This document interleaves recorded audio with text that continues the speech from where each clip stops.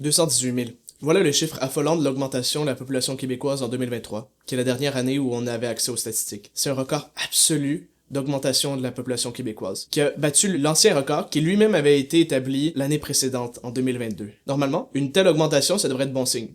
Ça devrait être un symptôme d'une société qui est vivante et vigoureuse que l'avenir devant elle. Et pourtant, il s'agit aussi de l'année où les Québécois ont eu le moins d'enfants de leur histoire, et où leur indice de fécondité devrait indiquer un déclin très prochain et très brutal de la population, alors que des enjeux comme la protection du français ou l'accès à la propriété continuent d'occuper la place publique.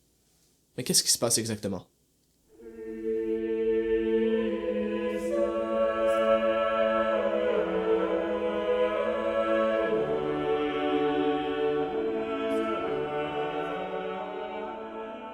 À une certaine époque, et comme nous le rappelle le témoignage de nos parents ou sinon nos grands-parents, le Québec était une société qui était assez fertile et jeune. On connaît bien l'histoire. Nos grands-parents, qui ont vécu les années après la Seconde Guerre mondiale, se souviennent du baby boom, se souviennent de leur quartier qui était constamment rempli d'enfants qui jouaient dans les rues. On nous mentionne cette caricature de la famille québécoise de 10 enfants, même si une telle quantité d'enfants n'a jamais été la norme, qui était gouvernée par les principes catholiques, principal moteur de leur fertilité. Puis, on a vu chez les jeunes générations un rejet massif du modèle familial traditionnel. Et pas juste de la jeune génération, de la société de manière générale. Parce que ce modèle-là était perçu par certains comme nous maintenant dans la pauvreté et dans l'inaccès à l'éducation, contrairement aux Anglais qui eux avaient moins d'enfants et qui avaient un avantage économique et au niveau de l'éducation. Et maintenant, à la suite de ce rejet, nous voilà dans une société où la natalité a drastiquement baissé. Nous voilà dans une société vieillissante où on est obligé à avoir recours à l'immigration économique pour ne pas vivre un déclin et une pénurie de main-d'œuvre. Alors, si cette caractérisation de notre histoire récente a sa part de vérité, je pense qu'il faut apporter quand même certaines nuances. D'abord, il faut comprendre que le baby boom, c'est-à-dire l'augmentation considérable de la natalité dans les pays occidentaux après la Seconde Guerre mondiale, ça a été, du moins dans le cas du Québec,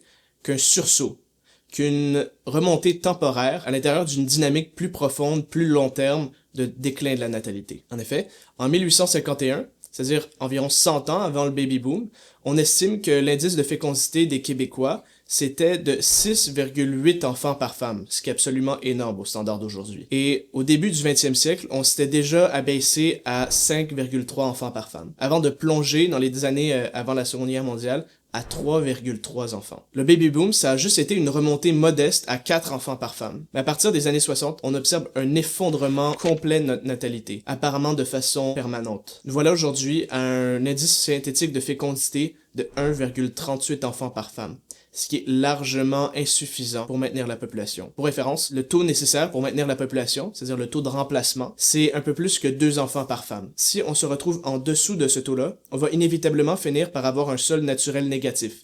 C'est-à-dire que la société, qui est en dessous du 2 enfants par femme, va avoir éventuellement plus de morts que de naissances sur son territoire. C'est-à-dire que, hormis toute migration, la population sera en déclin. Et les statistiques nous montrent très clairement que les Québécois, sur ce plan-là, se dirigent tout droit vers le précipice. Et ce, depuis plusieurs décennies. Ok. Admettons, ne serait-ce qu'un instant, que les Québécois sont un peuple distinct avec leur propre identité, qui a de la valeur et qui mérite d'être préservé. Si vous n'êtes pas d'accord avec cet énoncé-là, je vous encourage à aller regarder une autre capsule qu'on a fait sur le sujet. Mais admettons, ne serait-ce qu'un instant. Comment ne pas voir, dans le fracassement de la famille et du mariage, qui a mené à un effondrement de notre natalité. Ça dans un contexte de révolution tranquille. Tout ça parce qu'on a rejeté les valeurs religieuses traditionnelles de nos ancêtres. Comment ne pas voir dans ce phénomène-là une menace existentielle pour le peuple québécois? Une menace existentielle beaucoup plus sérieuse que n'importe quel premier ministre fédéral, que n'importe quel président américain, parce que c'est une dynamique qui est profonde et qui dure depuis longtemps, et qui par conséquent sera beaucoup plus difficile à freiner. Face au constat assez morne de notre disparition prochaine, je distingue 2 types de solutions. D'abord, il y a la solution libérale, et il y a la solution indépendantiste. La solution libérale, c'est celle qui est optée par une grande partie de la population. Il faut avoir recours à l'immigration massive pour pallier à notre démographie déclinante. L'immigration massive, c'est de la main-d'œuvre bon marché. C'est suppléer à notre démographie déclinante par la démographie galopante des autres pays dans le monde. Bref, c'est vraiment une solution magique pour l'économie et pour notre démographie. Il y a même certains membres de l'élite canadienne, qui est très proche du pouvoir, qui souhaitent faire du Canada un pays de 100 millions d'habitants d'ici 2100. J'aurais 2 objections à cette approche. Une objection éthique, une objection pratique.